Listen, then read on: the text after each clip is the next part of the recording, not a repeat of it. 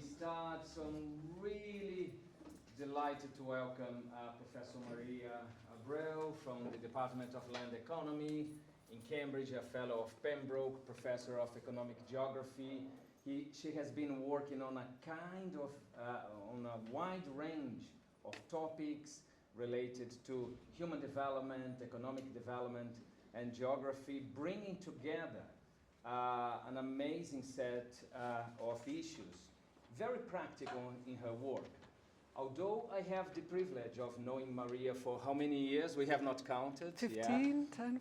We have written papers together, we have taught together.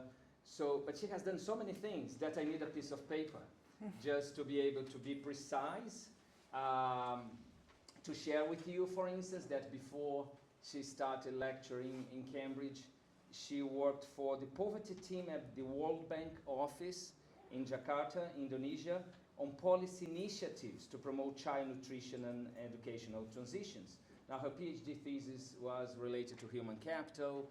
She has done a lot on migration, on productivity, markets, in political geography, which is something we are going to discuss today. But she was also a policy research fellow at the Cambridge MIT Institute, working on several projects related to diffusion and innovation. So you might get in that sense of interdisciplinarity that was mentioning to you at the beginning. She has worked as a consultant for the European Commission, the World Bank, the UK's Department of Business Innovation and Skills, the National Endowment for Science, Technology and Arts, and the Department for Enterprise, Trade and Investment of Northern Ireland. So it was amazing. Sometimes we are writing some papers together and say, oh, I'm going to talk to this kind of Downing Street people and discuss high-level policy. What? Yeah. So it's amazing interest of what we normally call social impact, that she's very committed, that her work is not simply within academia, but it's involved in issues that matter to people. Now, she has been a chair of this very prestigious Regional Science Association International British and Irish session since 2018, and she also a co-editor of journals such as Spatial Economic Analysis and Regional Science Policy and Practice, as well as advisory editor of the Journal of Research Policy. Now, Maria, thank you so much. You're extremely kind and generous. Yesterday, we made Maria have so many meetings here with so many of you here discussing possibilities of collaboration. So thank you so much. Very generous with your time and being with us here. It's really an honor and a privilege to have you here. So thank you so much.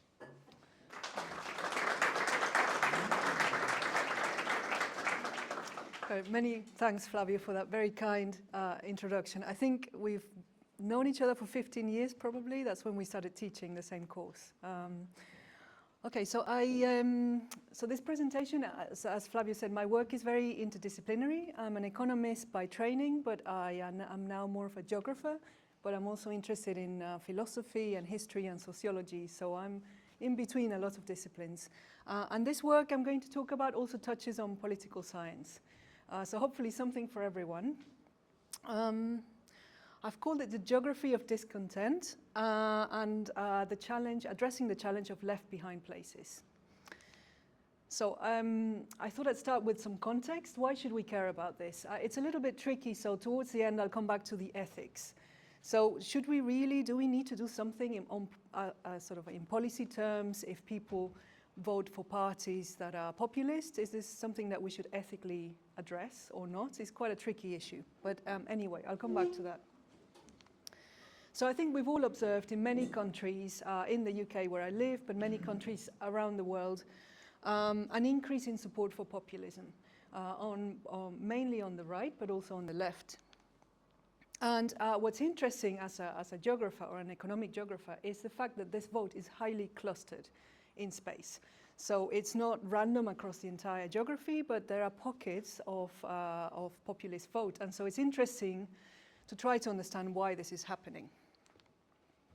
And then I guess the second step, I'll try to convince you that there are these pockets or clustered pockets of populist votes. And then the question is this due to economics, or is it cultural or demographic? What's causing it? And then finally, the tricky question from a methodological point of view is this because these pockets have a high number of people who tend to vote for these parties anyway, so maybe they have self-selected into these places, or is there something about these regions that is causing everyone to be more likely to vote for populism? So, for example, closing of a big factory that employed local people, or historical issues. So I will come back to this because methodologically this is really tricky. Okay. Because I'm a sort of self-identified geographer, I've got quite a few maps, so just to show you what I mean. So the first map, and I've tried to pick the most recent elections. This is the 2024 presidential election in the US that Trump won. So Donald Trump won by, I've got the national vote margin was only 1.5 points over Kamala Harris.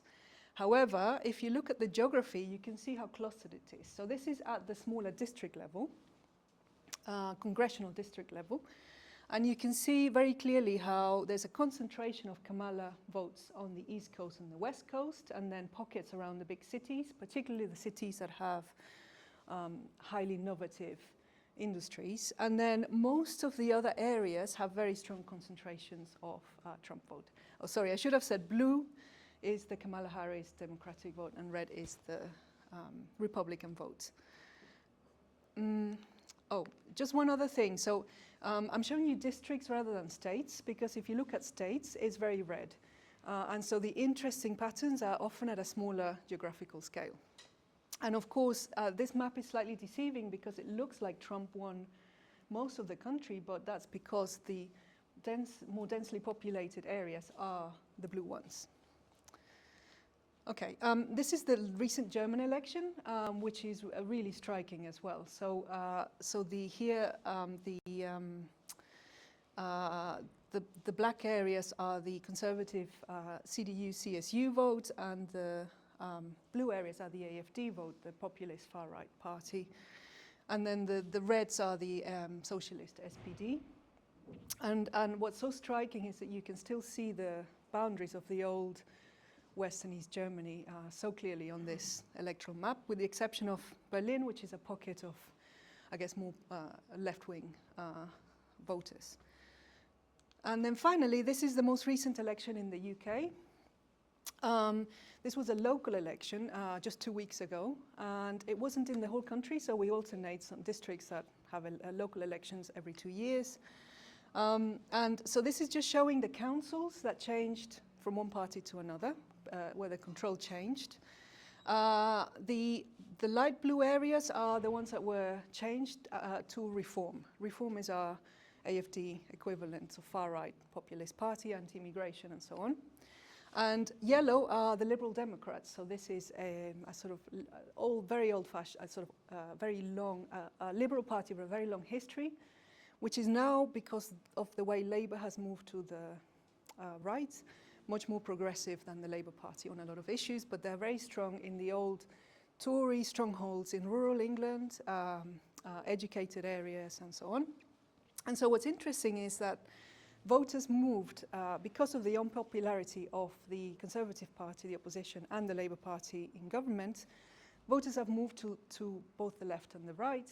So we can see Reform won a lot of areas that are, I'll talk about this, so left behind, declining areas. And the Liberal, so these yellow areas are, this is Cambridgeshire, this is Oxfordshire, and this is Shropshire, which is a sort of very leafy, pleasant, sort of slightly wealthier place. So you can see the polarization happening in the local elections as well. Okay. So I hope I've convinced you that there are clusters in this vote, and the interesting question is, why is this happening? And I've been working on regional inequalities for a very long time, since my PhD back in the 2000s. And I think when the 2016 was a really important year for us, who study these topics, because we had the Brexit vote in June, and the first Trump election in November. And I think most people didn't realize the link between the regional inequalities and the vote. And this was the moment when people became aware of it, because the differences were so stark. So I want to talk about regional inequality. So what's driving those clusters? What's behind them? And so I'm going to start with the economics, and then I'm going to talk about the cultural demographic issues. I have another one. I think this is the last map. So this is a map of Europe, and it's showing regionals using something called, so the EU uses a classification called NUTS. So NUTS 0 are countries, NUTS 1 are large regions like London and so on. So these are NUTS 2 regions, just below the large regions. And it's showing GDP per capita in these regions adjusted for price differences relative to the EU average. So the blue areas are the richer ones, and the pink and the red are the poorer ones relative to the EU average. This map is about 10 years old. The reason I still use it is because it's the last map we have that still has the UK in it, because we have left Eurostat, sadly. And then what you can see is, I think not surprisingly, the Scandinavian countries are fairly wealthy compared to the EU average. They're also very equal internally, so I'll come back to that.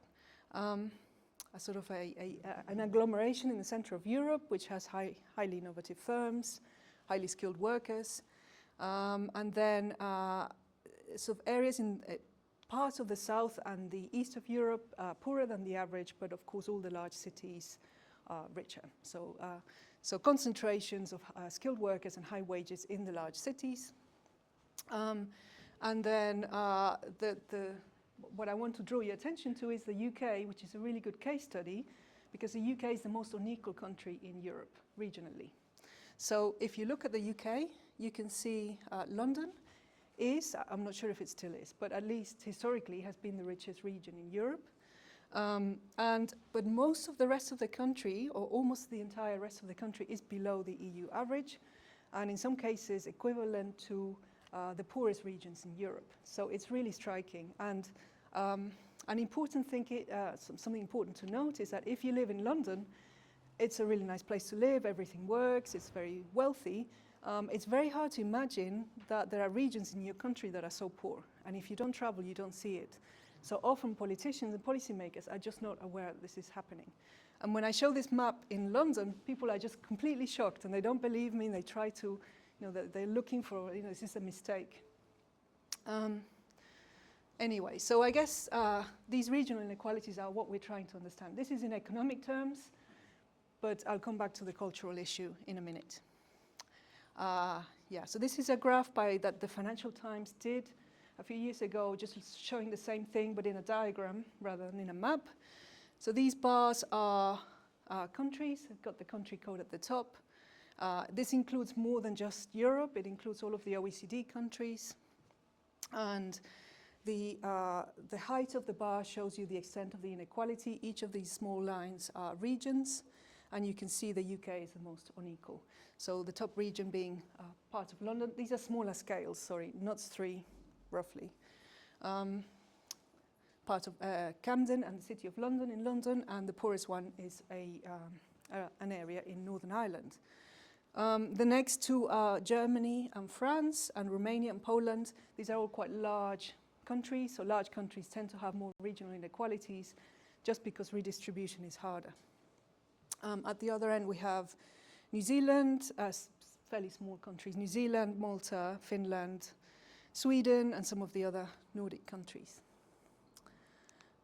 Okay, the last point I want to make on regional inequalities is when I was doing my PhD in the early 2000s, we were using 1990s data, and at that point, the big story was convergence. So poorer regions were catching up, and we thought eventually we would get fairly reduction in inequality and convergence. And this is what all the papers were about. And that's what I found in my PhD, because I was using 1990s data. But so unbeknownst to us, things had changed. And globalization had actually started a process of divergence. And what we observe now is that these regional inequalities are actually getting worse. So, so this is for the UK again. These are districts, and this is showing education levels relative to the national average. And what we see is places that are highly educated are becoming more educated over time, and places that have low numbers of graduates are becoming even having fewer over time. And education is a big driver of both economic growth and productivity, but also voting patterns. So the inequalities are getting worse. Okay, so to summarize, there are successful cities and regions, and these are highly productive because they have skilled workers and innovative firms. They are productive because workers and firms can share knowledge, they can share the use of the same inputs, there's better matching of workers to jobs that are specialized. And so for all those reasons, workers in big cities that are innovative are more productive, so they earn higher wages, and that attracts more workers. And this is a process that we call agglomeration economies. But then, of course, that happens in the big successful regions and cities, and then the other places see that process in reverse. So skilled workers go from these regions to the big cities, and they gradually become less productive, older, less educated, less healthy, and so on. And then once this process starts, if you don't do anything, it will just continue, unless you have a big shock that completely redistributes where industry is located. There's some debate in this literature about data and how to measure it and the size of regions, which I'm happy to talk about. But I think many papers have found this in many settings. And so in terms of policy, what do we need to address? If we agree that this is a problem, we need to first address the root causes using economic policies and redistribution and other things, industrial policy. And secondly, I think, this is my theory, and in the paper I wrote with Flavio, our theory, that we also need to address the feeling of discontent. Because what happens is, even if you redistribute, and we saw this with EU cohesion funds and so on, you redistribute, you get a lot of funding. That doesn't necessarily solve the grievances that people have, which are historical. So, so in my talk, I'm going to focus on the second, but I'm happy to come back to the actual policies as well, the economic policies. Okay, yes? I'm sorry to interrupt. Yeah. Are you including in this inequality or these fresh policies both industrial policy and income redistribution, which may not be the same? They're different policies. Do you mean the ones that lead to discontent? To try to relocate industries, Yeah. and that with industrial policy and things, to try to subsidize with unemployment benefits, social benefits, those left behind. Yeah. Of course, I agree that they're different things. They're different things. And in terms of what addresses the discontent, I'm not sure if this is your point, but I agree with you that providing jobs is more impactful than just redistributing. Yeah, yeah, I fully agree, it's different, yeah.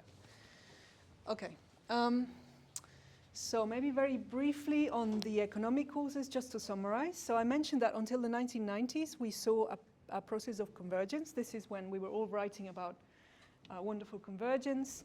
But then we had globalization, and globalization led to an offshoring of jobs.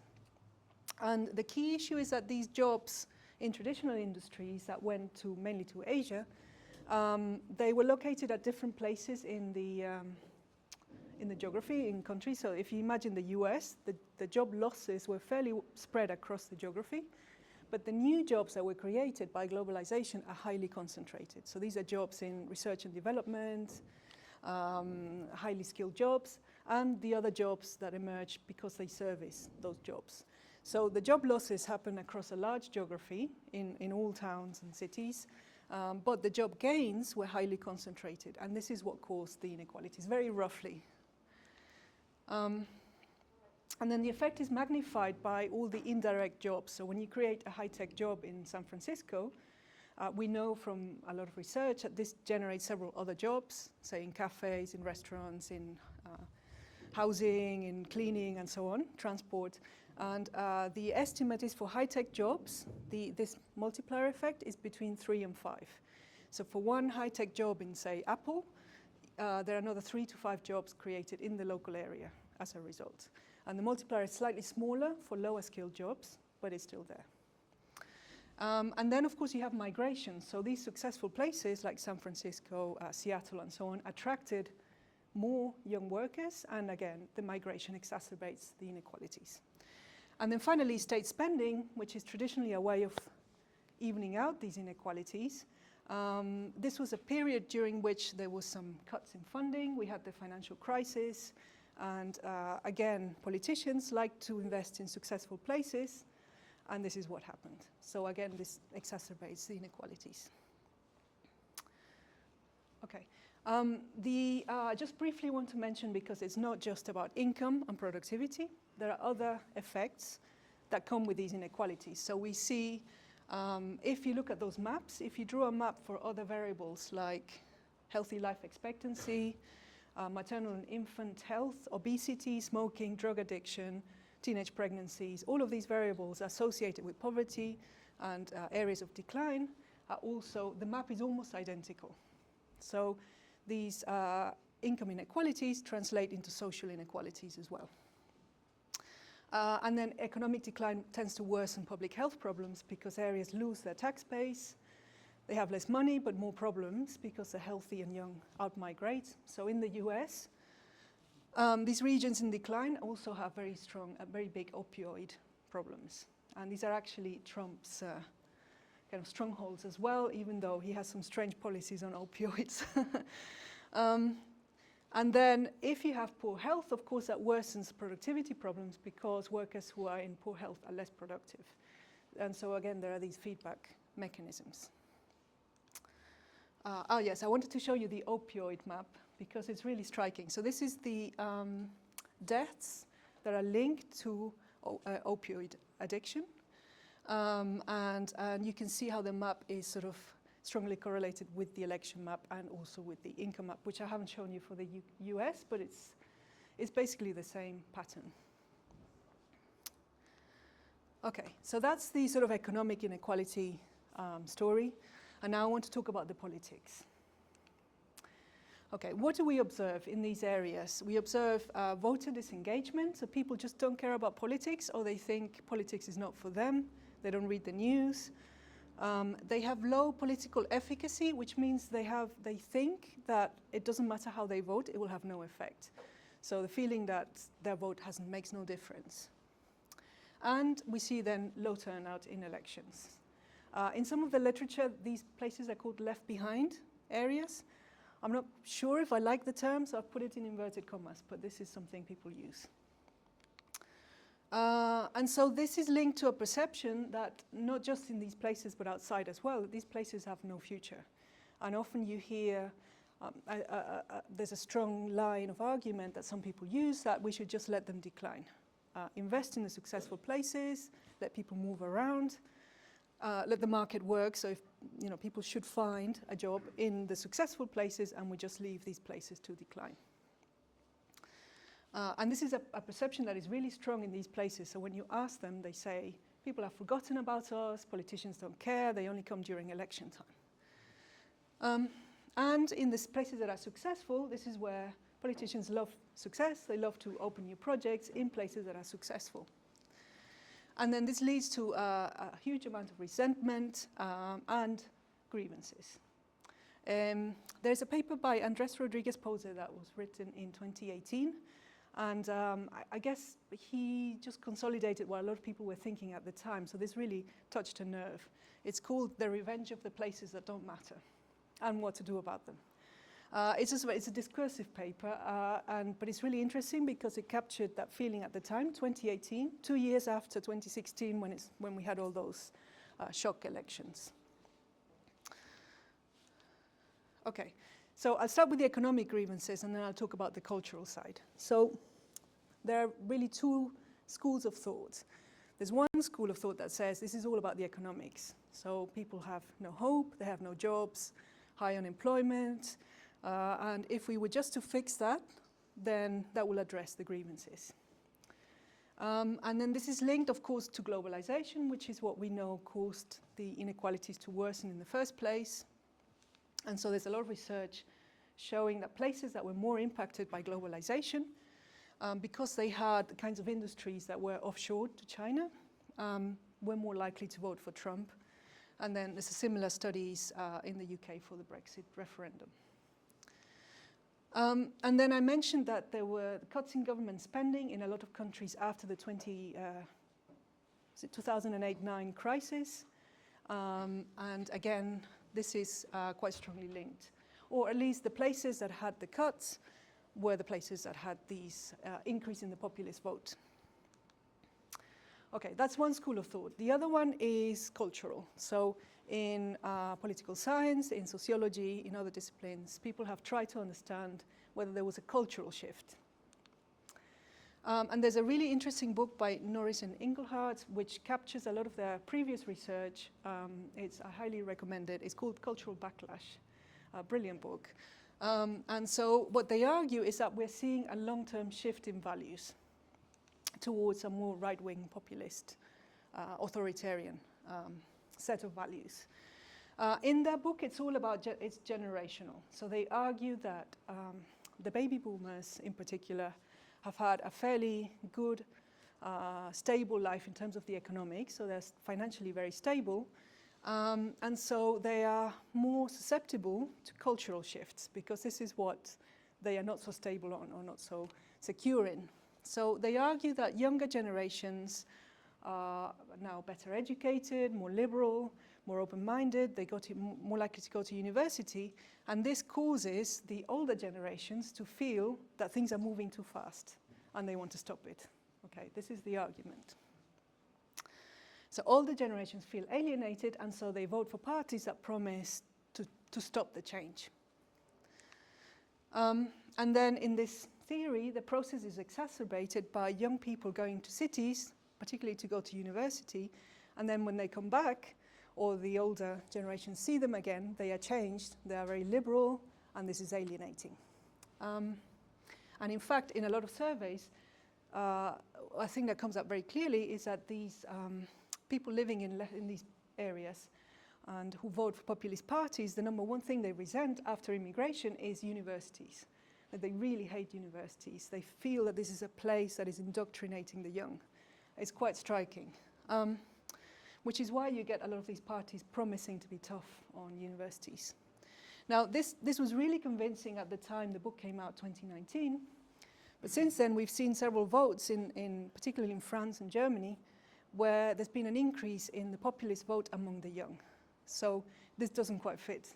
And we don't know exactly why.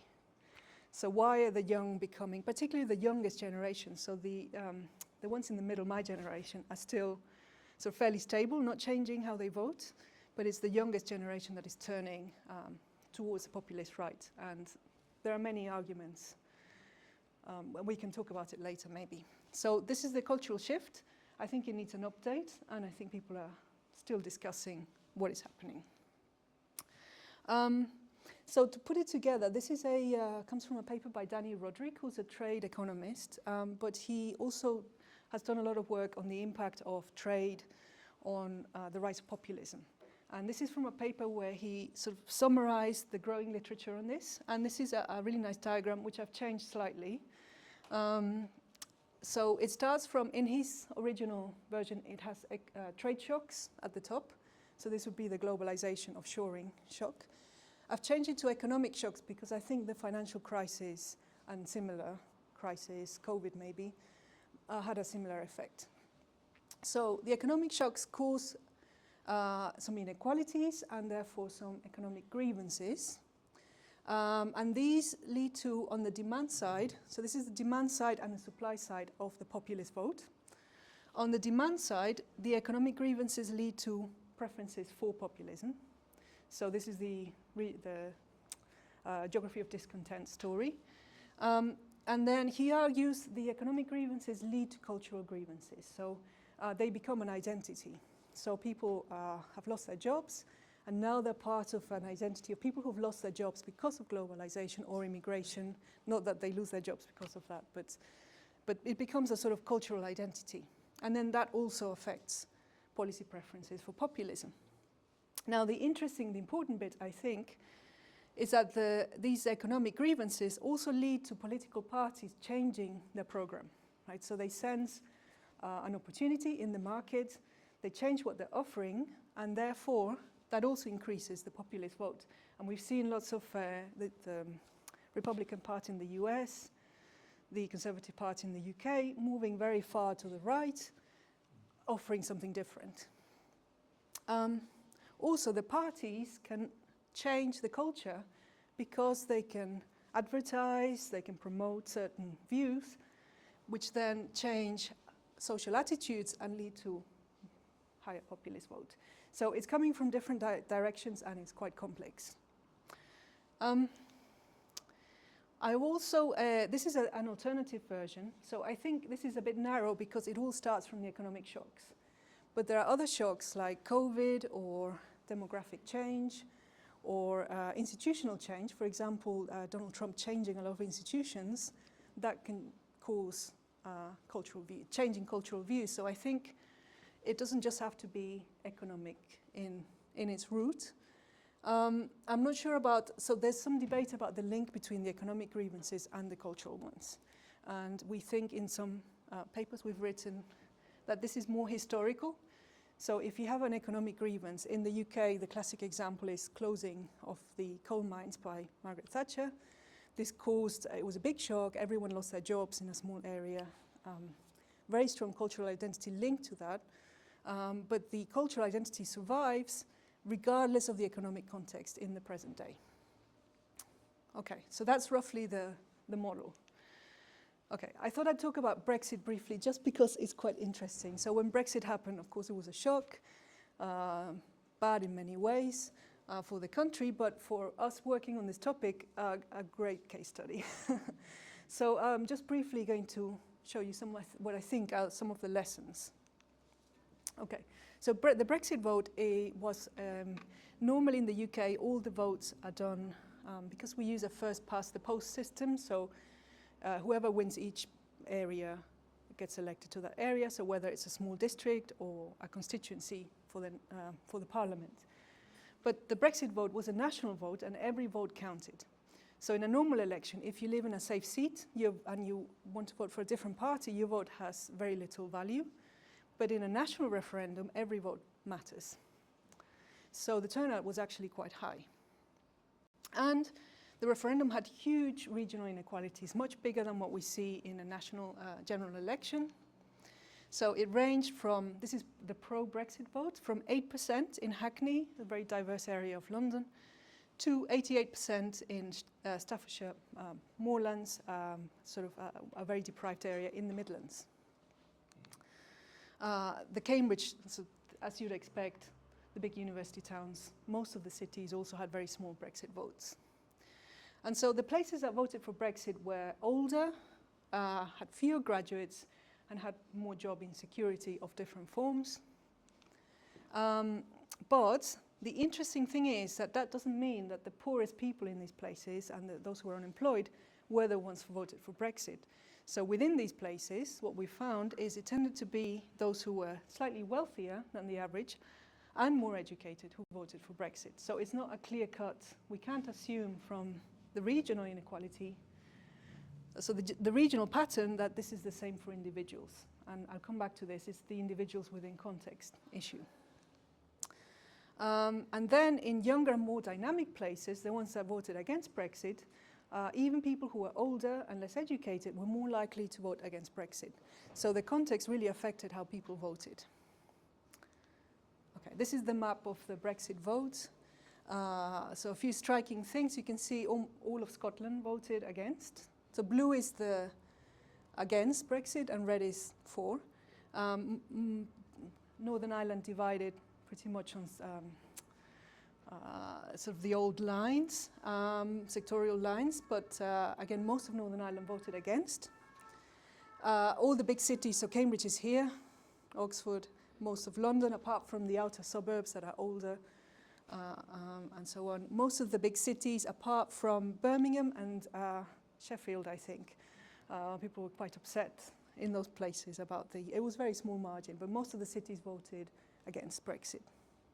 And then the poorest areas in Wales, I'll come back to Wales, this bit around the south of Wales, they're called the valleys. These are the areas that have a very big coal mining industry.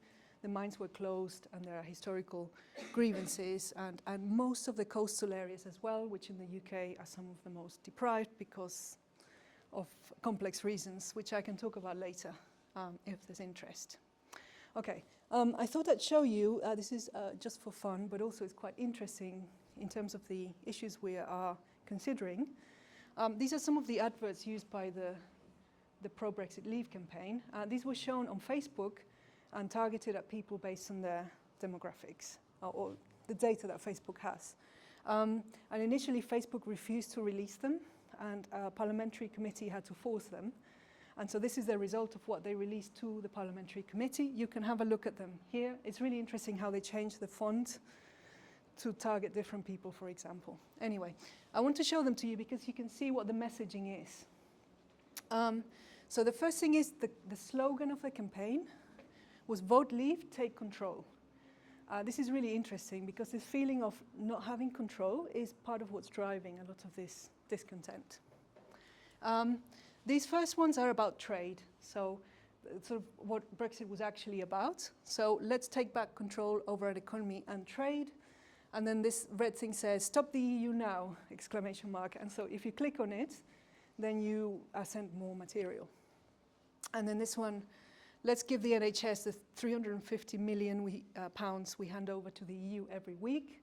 Now this was a famous lie, so this figure was actually a lie. But they said it so many times that people believed it. So you see this figure in a lot of the adverts. So this one is about the National Health Service, which was struggling at the time and is struggling even more now. And so the idea was they're going to get all the money we send to the EU. These two are about immigration, another big part of the campaign, although not really about Brexit, but linked to it by the campaign. The first one is, "This is our only chance. We need a points-based immigration system," and then you click on "I agree." And of course, visually, really striking, all the people falling off the island. We did get a points-based system after Brexit, which increased immigration by 1 million a year. So anyway, just as an aside. The second one is scaremongering about Turkey joining the EU. So they've got Turkey's 76 million people are joining the EU. Good news? Yes, no. And then it's got, this is the relative wages of the UK and Turkey, sort of highlighting what might happen, I guess. Okay. There are some about Eurocrats. So these are Eurocrats taking limousines and private jets with your money. So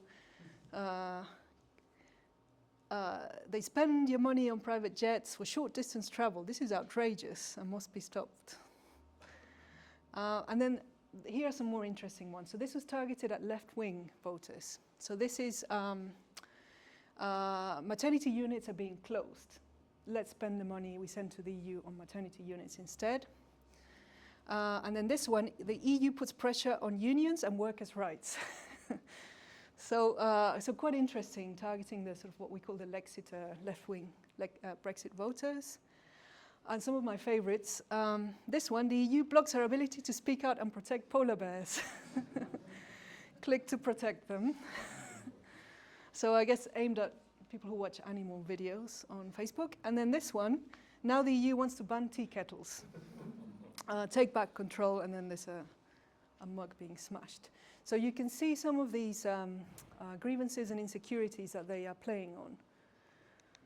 Oh, sorry, one final one. These two are targeted at specific geographical areas. So the first one is, do you prefer 350 million pounds a week to the EU or flood defences for Yorkshire?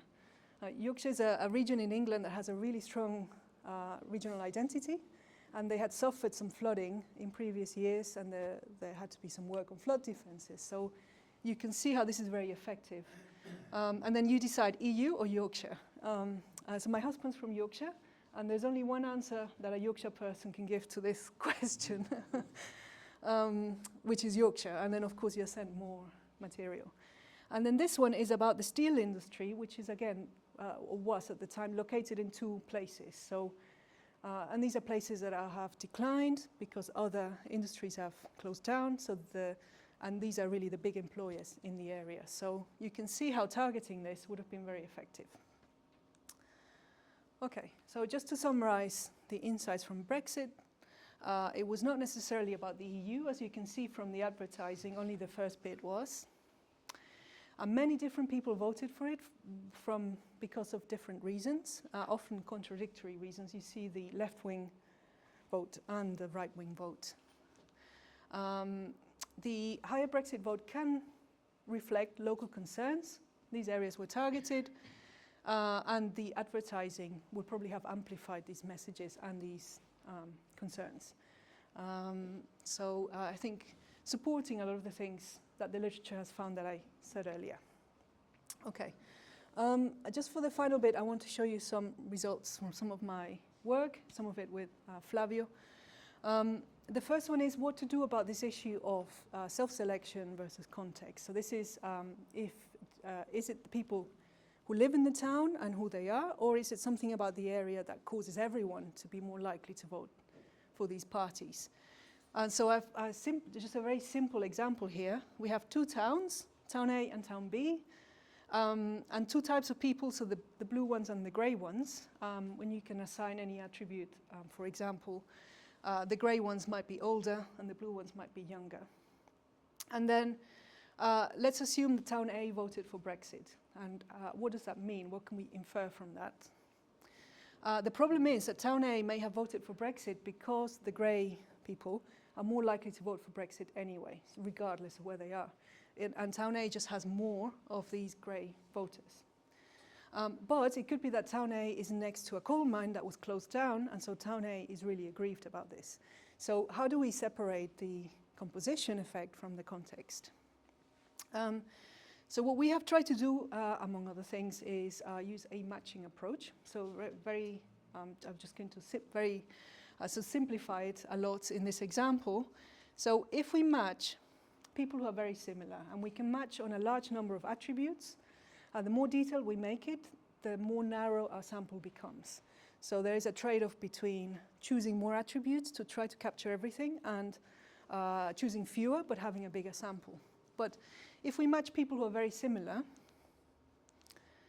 and then remove everyone we can't match, or everyone who is, there are different ways of doing it, but anyway, very simplistically, if we remove everyone else, we end up with 2 samples living in different places who are very similar. And then we can see if there's a contextual effect.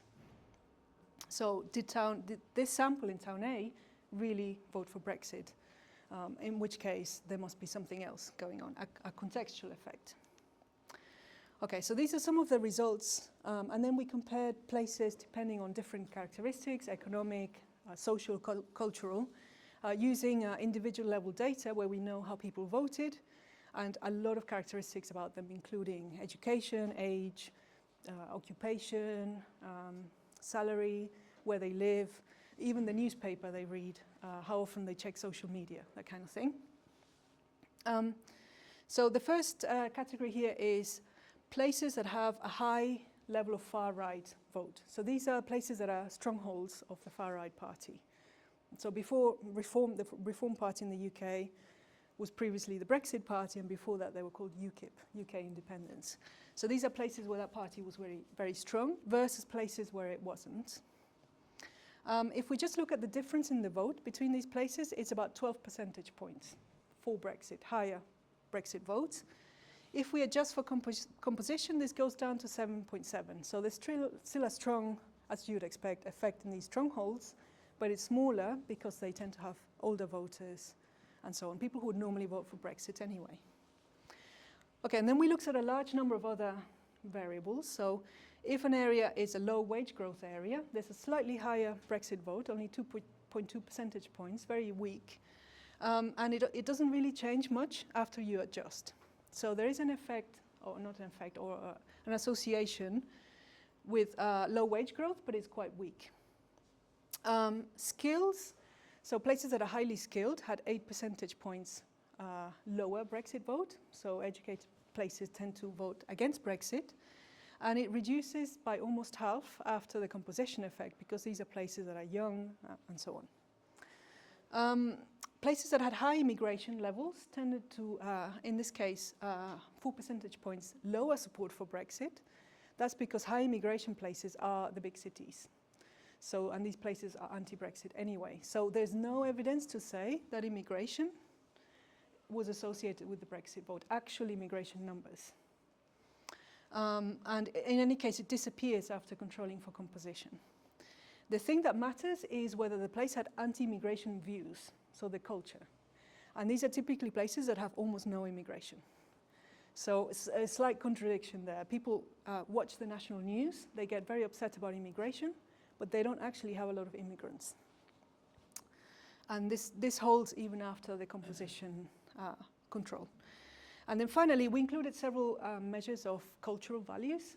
I've picked one, but it holds for almost all of them. So places that were anti-same-sex marriage. Now, this was being discussed at the time. And there are, it's associated with 6.5 higher percentage points vote for Brexit, and this holds after the composition, after we control for composition. And the sort of in summary, I think I have it on the next slide. But anyway, in summary, the economic variables have very little effect on the vote. After controlling for composition, the effect is mostly in the cultural variables. And then it depends on whether you treat high skills education as cultural or economic, because it's both. So, so the only one that matters is education, but that is also a cultural variable.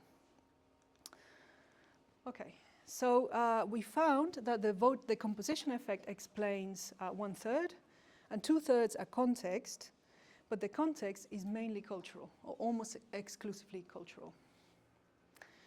Economic context has very little explanatory power, and we were actually quite upset when we got this result, because as economists or economic geographers, this means, what do we do with this? Normally we'd think, oh, what are the policies we can implement? But if it's all cultural, what do we do? So I'll come back to this in a minute. So if cultural context is all that matters, what do we do with policy? And I think this is the crucial question, and this is where our work with Flavio comes in. Okay, what to do about it? At the time of the Brexit debates, there was an interesting report which was published by a think tank called Demos. They do some work on things related to democracy and community participation, that kind of thing. And they surveyed a lot of I think it was focus groups, but anyway, they interviewed a lot of voters in some of these declining places that had voted for Brexit and asked them, what do you want to see in terms of policy? And the main finding was that voters were willing to have less money in their area if they have more control over how it was spent. So the biggest issue people had was that public funding seemed to be decided somewhere else. And a lot of these places received EU funding, and there are big EU signs everywhere saying this road was built by the EU. But instead of making people feel pro-EU, it just made them angrier because they felt had no say on the money being spent on this stadium or whatever. And they felt there are other problems in the area that are more important, and why couldn't the money be spent on that? Of course, it wasn't the EU's fault.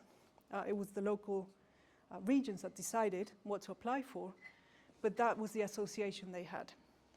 Okay, so it seems, I think, what I'm trying to say, coming out of all of this, it's about control and agency, and that's what seems to be driving a lot of the grievances. This was some other work we did looking at the former coal mining towns in the UK and comparing them to other places that were similarly poor, but without the history of decline. And we looked at several variables, so related to politics and voting. The circles just show where voters in these places stand relative to the line, which is the sample of other places that were similar but without the history. And you can see they're less likely to say that democracy works well, that voting is a civic norm, that there are personal benefits from voting, They also say they're more likely to say that they have little say in what the government does, they have low interest in politics, and so on. So just confirming that, well, in this paper we were looking at whether the history can explain it, and it can. Okay, the final bit is, this is the paper I've done with Flavio. So trying to work out how we can, in practical terms, use insights from, in this case, a capability approach to generate agency in public policy.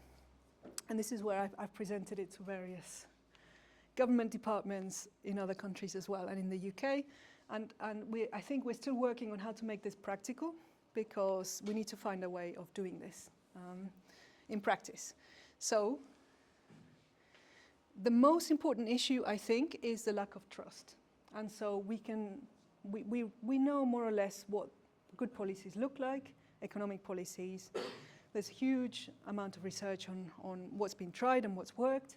I think the problem what we don't know how to do is generate trust, or at least what we don't do very well. So people in these places, what they lack is agency, and this generates the lack of trust, or at least that's our argument. And this is why the Take Back Control was such a really clever slogan, because this is what people felt. Yes, I want to take back control. I don't feel I have control. I'd be really interested to know if in other countries the slogans are similar. And so we need not just good outcomes, but we need a process that makes people feel that they're involved. So just giving them the money, as we did with the EU cohesion funds, at least in the UK case, doesn't seem to fix all of the issues that we have. I won't go into this, but if you're interested in the paper, this is Flavio and I spent, and another colleague, Calvin Jones, we spent, I think, 6 months on this diagram, trying to explain where we felt everything fitted in. So the key thing I want to highlight is just the final outcomes of the policy process, and not just the capabilities. So this is the real opportunities that people should have to live a life that they think is valuable, but also agency and freedom.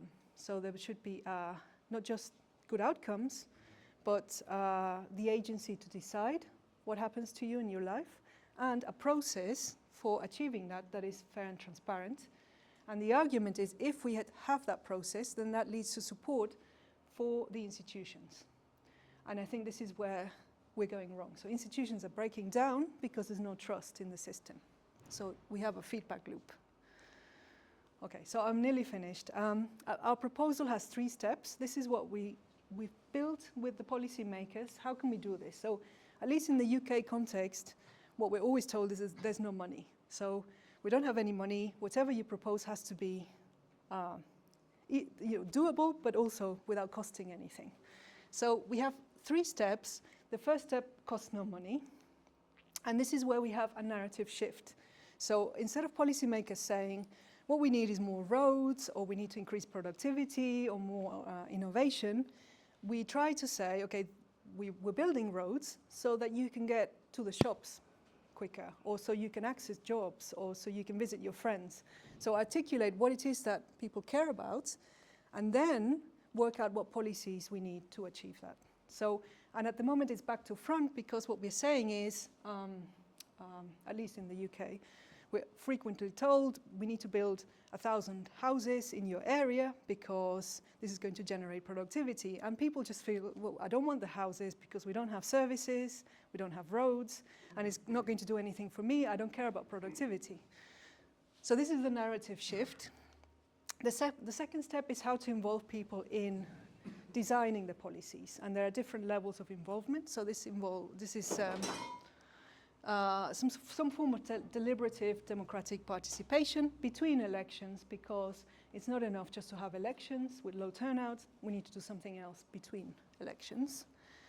And then the final step is more difficult. So this is where we involve communities in co-designing the policies. But it's doable. There are many examples around the world of how to do this. So in the paper we discuss many examples. I'm happy to come back to this. People have questions. These are the different levels of involvement of the community. The final level is where they're actually involved in designing policies, and some examples are participatory budgeting, where people are assigned a proportion of the budget and then they decide how to use it. But there are other examples in between, for example, citizens' assemblies and so on. At the moment in the UK, we are sort of here, where the most that will happen is a focus group, where people are asked, do you think this is a brilliant idea for a development? And people say no, and then it still happens. So this is why we have that democratic deficit. Okay, final thoughts. So I hope I've convinced you that this geography of discontent is linked to lack of trust in government and that it has complex causes. We can address the economic root causes using a combination of national economic policies and place-based policies, which had gone out of fashion but seem to be back in fashion. So I can talk about this if there's interest later on. But the biggest problem, I think, is we need to generate trust and involve residents in co-design of policies. And then finally, I mentioned this earlier, but I think there are big ethical dilemmas. So if we think it's all cultural and identity-based, is it really our job to try to change it, how people vote? And I think, at least I struggle with this. I find it a difficult problem. Okay? Yeah, these are the papers and my email. Okay. Thank you.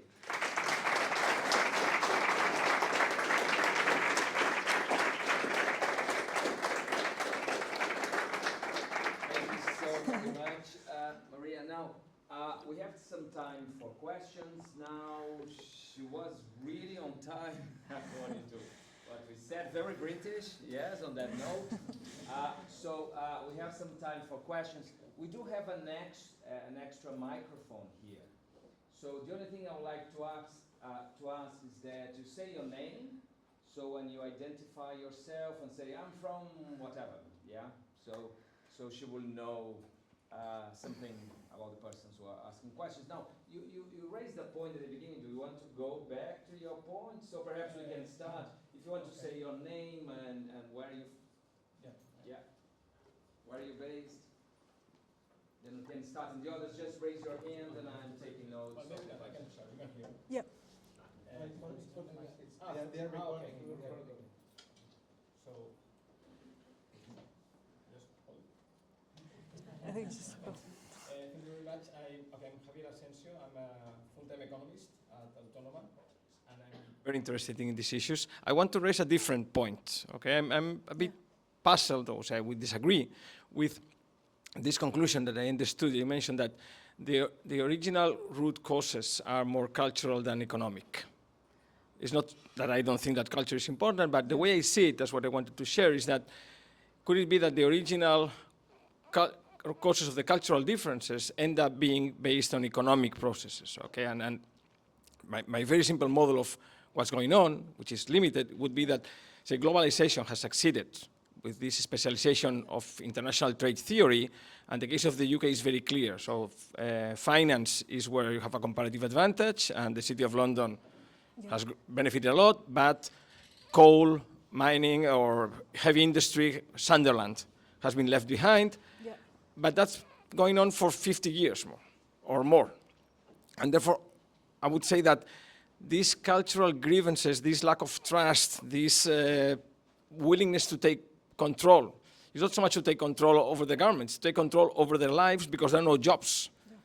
So in terms of the narrative, I would recommend that, that's why we recommend productivity increases, because that's going to attract employers and that's going to generate jobs, and these place-based job policies need to address that.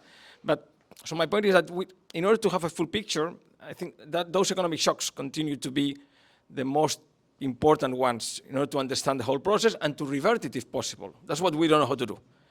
Of course, we cannot bring back coal mining, but which are the new jobs that can be placed in those places? That would, I think, trigger a very slow and maybe not successful, but change in some of these grievances. Well, thank you very much. Yeah, okay, yeah. I mean, I sort of partly agree with you. I think we agree on a lot. So this is why I showed this. I really like this model because I fully agree that the economic causes are an important driver historically. I think what we try to show is that they're not necessarily an immediate current driver. So and it's not actually the poorest places that voted for Brexit, for example. I'll give you one other example. This is a sort of just a case study, but the city of Hull in northeast of England, very famous for its shipbuilding and trade, and of course declined because of the changes in global trade structures. And then recently they have found a niche in, there's a big offshore wind sector. And this is the ideal place because it's on the North Sea, there's no other purpose for it, they have the big ports and sort of expertise in the kinds of things that can be adapted to. So there's a big Siemens research and development center there for offshore wind linked to the university. So it's a big success story of green energy linked to a place-based policy to create jobs and linked to green energy. Very successful, but recently the Reform Party took control of that area. And now they're saying, because they're against any green technologies, that they want to close it down.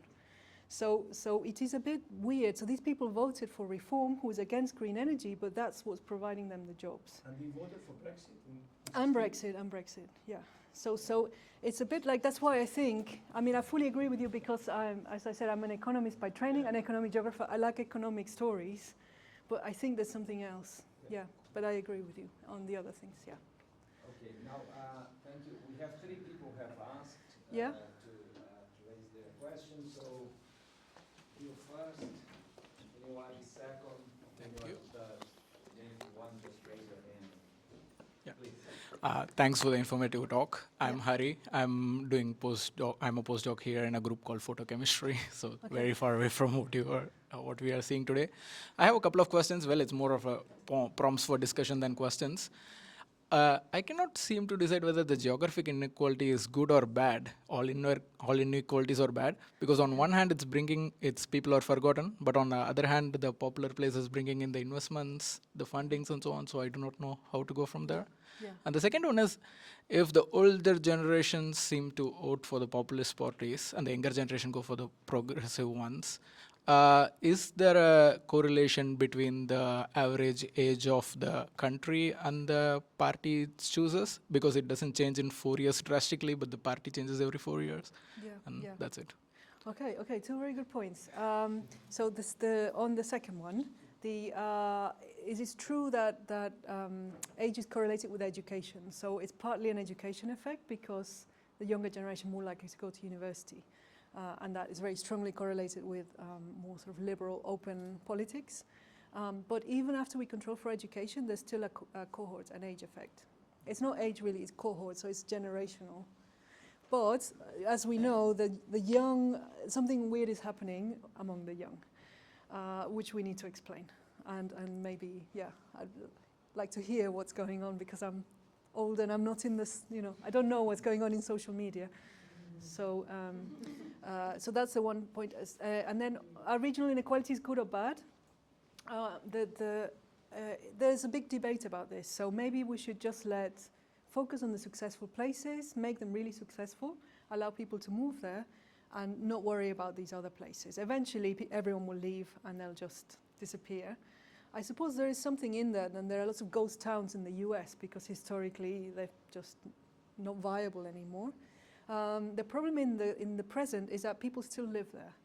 And so you have, at least in the UK, some coastal towns that are very old, sort of aging population, many different complex health problems to do with obesity and smoking and drug addiction and mental health. And we can't just leave them to it, right? They're still people, we have to do something with them. So there are, I think, particularly in economics, there's a point of a school of thought that says, let the market work.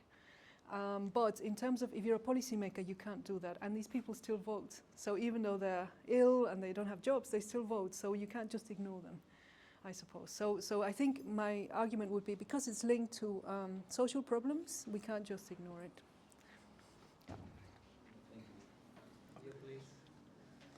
So first of all, thank you very much. Yeah. It was a wonderful presentation. My name is Jürgen Volkert. I'm professor of economics at Potsdam University in Germany. Okay. And I find it most striking because I'm working on polarized resistance against climate protection.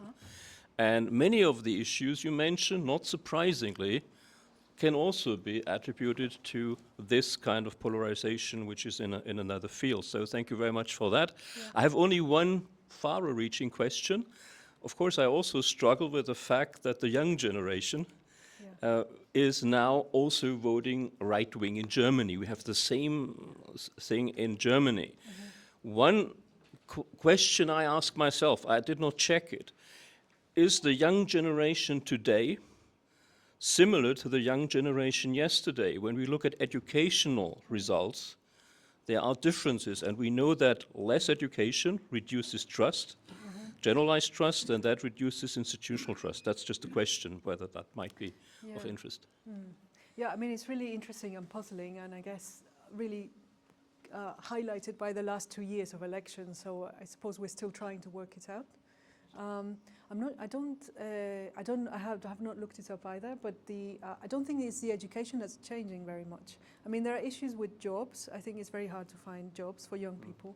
Issues with housing, which can be linked, I suppose, by these populist parties to immigration. So it maybe is that, I don't know. In the UK, we don't see it, so the young are still very progressive. But I wonder if this will change, because there's huge disillusionment with Labour now. And the other parties left are all more fringe. So I don't know what's going to happen. Yeah. Yes. Okay.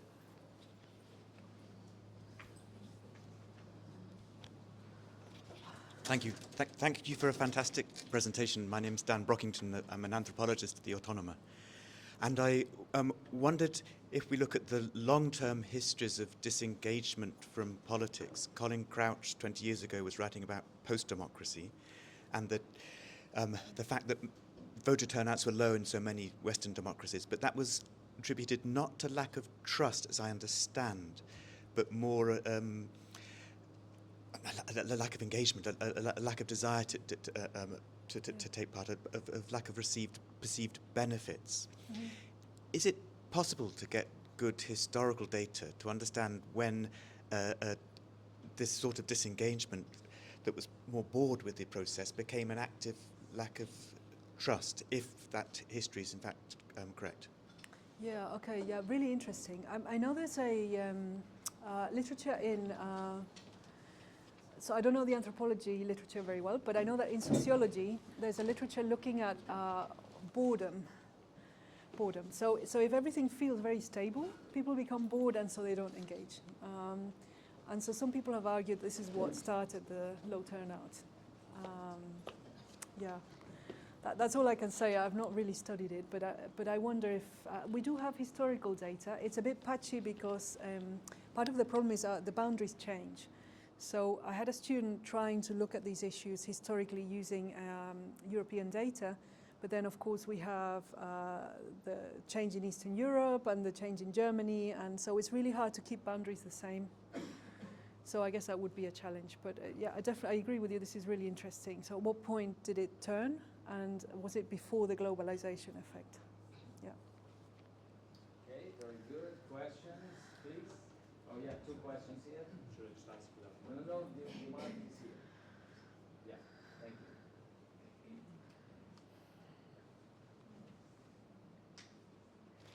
Hi, I'm Paul Buhabib. I teach at the University of Essex in England. So I wasn't sure I understood why you ended up with the conclusion that you ended up with, which was that we have to maybe encourage more local politics, more local participation. Because what you had said before seemed to me to suggest that what people in these areas are concerned about is their lack of control over larger forces that have to do with changes in technology, with how universities affect young people. You said they hate universities, for example. So giving them power over how to control the local transport network doesn't seem to solve the problem. So I was just kind of curious whether you could say more about that. Yeah, okay, interesting. Yeah, so maybe I didn't, I was rushing a bit at the end. But one of the other things they are really upset about is, at least in the UK, as you know, is very centralized governance. So all the decisions are taken in London, and then they're just kind of trickle down and they have to take them. And the EU was a part of the same. So someone, a faceless person in Brussels decided, and now I'm getting this stadium.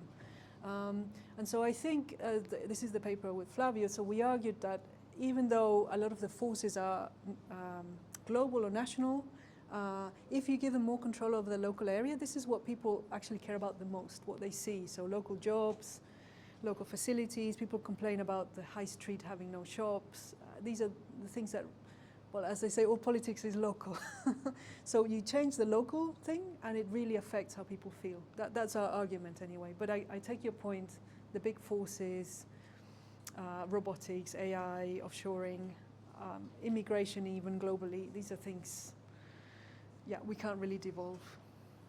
Yeah. Okay, thank you very much. My name is Belén Derque. I work here at IQS in the Department of Marketing as a teacher. And I enjoyed the presentation very much, very interesting facts. As I am an economist, my background, but I've always worked in marketing, I have questions. What can be the role of social media in this polarization? Because maybe it can explain, because we tend to follow people we like, who think alike, and we tend to trust on these like fake news or the news. So it can have an influence in this, particularly for young people who follow and believe what they see in social media. Isn't that, could that explain also? Yes, I mean, I completely agree with you. Social media is very polarizing. And we've seen it, and there's a lot of research, as you know, on the impact of social media and how it's used. And we've seen it with Twitter, how the algorithm has changed and is feeding certain stories to people. And in fact, all the surveys show when you ask people about the news, how they get news, very large numbers say they get them from social media. 80%. And I just saw an article this morning saying young people never read the news, they've never even opened a newspaper. So all the news they get are from social media. Yeah, so I think, yeah, really important area of research. And I think that happens across every country. Yeah, yeah. How can policymakers change that? Yeah, I mean, in the UK, there's a lot of debate about restricting use of social media for people under 16 so they don't get addicted. Restrictions, there's some debate now about restrictions on Twitter because of, but this is all now caught up with a trade deal with Trump, who has apparently demanded that they can't touch the company. So it's really difficult. I mean, I think it's possible, and I know the EU is trying to do more about disinformation on social media, but not my area of expertise, but I fully agree with you, and I can see it. And when I saw these adverts, I was so shocked because I had never seen any of them. I was still on Facebook at the time. I had never been sent any of these. So clearly I'm not in the target demographic, but some people are seeing it, but the rest of us don't know that they're seeing them. So yeah, it's very scary. Yeah, so I guess in marketing there's a lot of potential for studying this, yeah. And now of course with AI now, who knows? Yeah, thank you. Very good. Please. Thank you very much for your talk. I really enjoy it. My name is Elba Ramos, and I'm Professor here at La Salle. I teach social entrepreneurship, and a lot of my students, I have always this big question. At the beginning of the semester, I used to ask them, what worry most for you in this stage? They have around 19 years old. Yeah.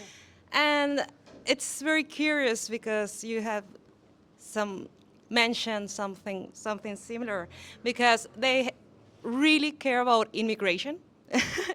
They are really worried about it. They are really worried about how to get good jobs. Yeah. And I saw some pattern that some of them, even if they have their own family or business, I mean, they don't have to worry about, but they still worry. Right. Because the social media, because all the environment is just the same topics once and over again. Yeah.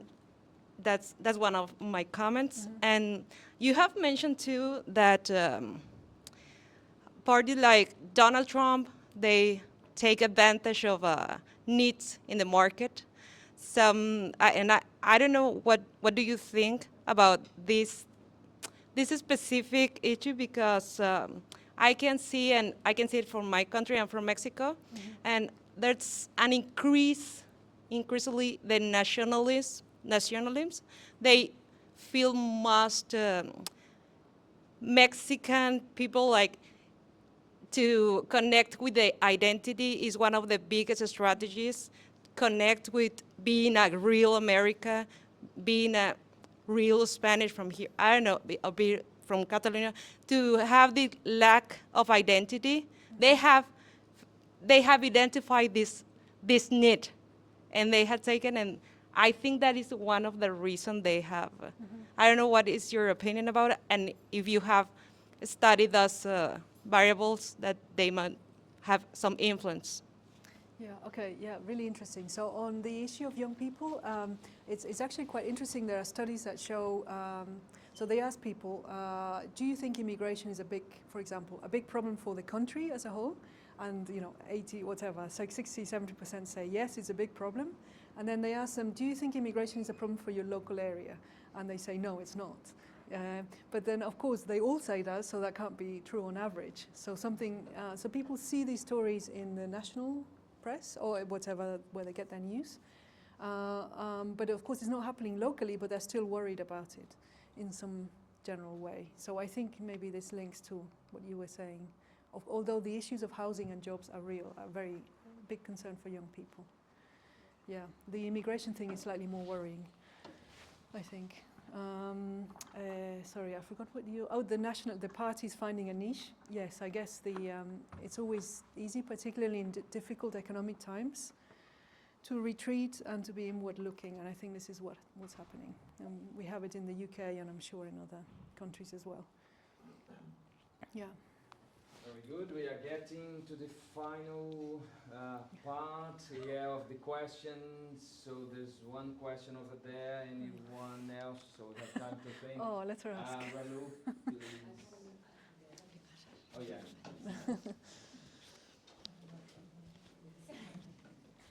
So hello. Blue, at the end. Yes. Oh, yeah, Blue. good. So hello, my name is Ralu Taratori. I'm here a PhD candidate at the School of Management. I know you personally. But my question is, I see more and more studies and more and more attention and coverage media in the polarization between left and right, but less and less discussion about the vertical types of inequalities and what is happening there. And studies that are, I think, less explore how people can unite more in another basis than what utilizes the debate in the left and the right. Have you seen that somewhere? Like, do you mean how to reach consensus rather yes, than... Yes. Yeah, I mean, I discussed it briefly with Flavio because there are some attempts. There have been attempts to build social media apps that try to bring people together rather than polarizing. So if you like something, things get upvoted if they're liked by people who the algorithm thinks are different, in order to try to generate more constructive debate. But of course, they're not as popular as the ones that generate disagreement because they get the clicks. So yeah, and in our paper, that's also why we discuss different forms of deliberation where, for example, if a local example to me, the council tried to, in Cambridge, create a congestion charge zone around the city and improve cycling paths. And this led to huge outcry, and there were demonstrations for and against. If you could get people in the same room, so the person who's worried about their child being hit by a car or pollution because they have asthma, sitting with the person who needs the car because they have a disability, talking together in order to understand the other position would lead to better policy. Sorry, I don't know if this answers your question, but I think there are ways of doing it, solving the polarization. Just to allow people for the last question, perhaps, I'm going to get closer to you, so to your microphone. And then I'm going to put a question which is related to what Ralu was suggesting, because if you were to ask an economist about what is left and what is right wing in terms of the political preferences, people say, well, right wing are those people who believe in markets. Left wing are those people who believe in governments.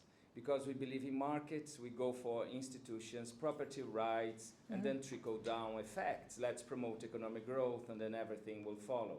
But then on the left side, we will talk about different things, how governments can actually get to those who are left behind, and then we would care about social services. And that seemed to be the standard definition. Yeah. Have things changed?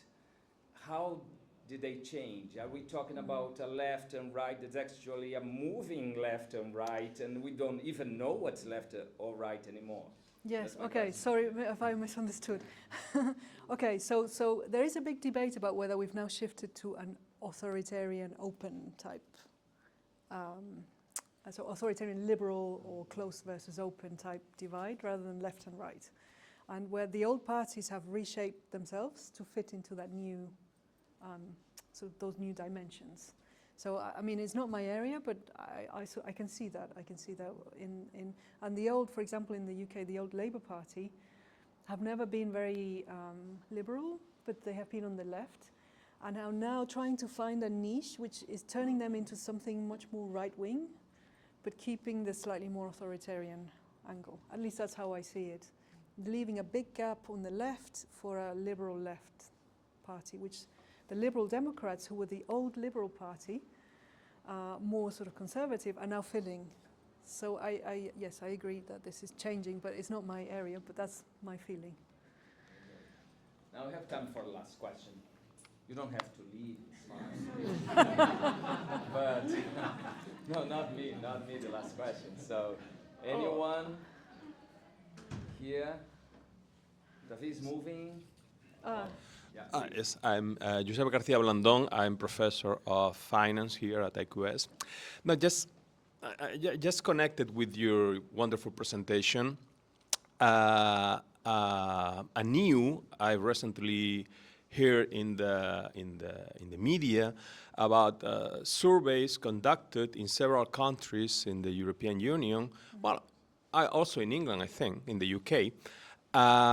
For young people understood between, I don't know, 18, 35, something, and a very, very large percentage of them preferred to live in a dictatorship. So they didn't value democracy. Yeah. So, I mean, well, we are talking about, at the end, I think it's a question of values, all these, because I don't know if say, too shocked, but a bit shocked by this, because, well, if a large majority of this supposed to be very well educated or better educated generation than previous one, well, don't mind to live in a dictatorship, I don't think there is much to do. This is not a question, I'm sorry. I wanted to share this with you. No, just briefly, I mean, I saw this as well, and it was quite shocking. And I also tried to work out what was happening. So is it maybe that the parents have struggled and that's what the young people see? Or is it they feel the system is just not working and it would be better to have a more planned system? Yeah, I guess maybe we need to do more to explain. I mean, that's partly what we wrote the paper about. So how to involve people, not just young people, but in the process and make it more, the process seemed to be more fair and transparent to increase support for the institutions. So I think it's part of what, I think we know what the problem is. The question is how to solve it. Yeah. Thank you so much. And now the last question. Now the last from, I'm David Castillo. I'm also professor of finance at IQS School of Management. Just building on this data that Josep has written up, there is also an important gender difference here. So there is like, and I read some reports and also a book from a professor at Brookings, at the Brookings Institute, that talked about the gender crisis, the male crisis, especially in between the youngest population, and he claimed that there is something that has been lost for this new generation, so they are like losing their references and the model and so on. So this may explain also these differences, because the results were mostly driven by male responders. So I think female responders were more on the left side of the data, and male young people were those that are credited to this situation. Yeah. So I don't know if the gender has a place here, and maybe may explain it's a cultural issue, but maybe a consequence also of some economic factors and so on. But I think a gender approach and gender view may be interesting also here. Thank you. Yeah. Yeah, just briefly, so the gender issue is really interesting and quite worrying. In the UK, we have the UK labour market statistics are really messed up. So the data, we have some issues with the data, but recently this is the first year when low-skilled women are earning more than low-skilled men. So we see that the lines sort of crossed over. It's not true for the high-skilled, the men still earn more than women, but for low-skilled jobs, the women have overtaken men. And I think it's partly to do with the kinds of jobs that low-skilled that you could do without a degree as a man, traditionally male jobs have disappeared. So in factories and so on. But the jobs that traditionally young women who were unskilled have done in shops and in service jobs are still there. So I don't know if this is related, but I think there's an economic story behind the gender divides as well, plus the social media issues and so on. But I fully agree, gender is a really interesting angle to this. No, thank you so much. We are on time, so just to conclude, it's amazing. Yeah, Yes. we can look from here. Sorry. But then, just to conclude, 3 big thanks and 1 apology. Yeah, the first big thanks for all of you who have joined us here. It was an excellent discussion. So thank you so much for being here, for participating of these conversations. That's extremely important for us. The second big thanks is the institutional one. We concluded a wonderful series, yes, and that support came from the general director and all our governing body for that. So thank you so much for that. Now the apology. The apology is that people said some people would be on the floor. I said, no. Of course, I'm terribly sorry. We should have put, then we had some spare here when people stood, but then my apologies for that. And then the final one, which I'm totally confident you want to join me in that, is to thank you for this very inspiring, and knowledgeable talk. Thank you so much. Thank you.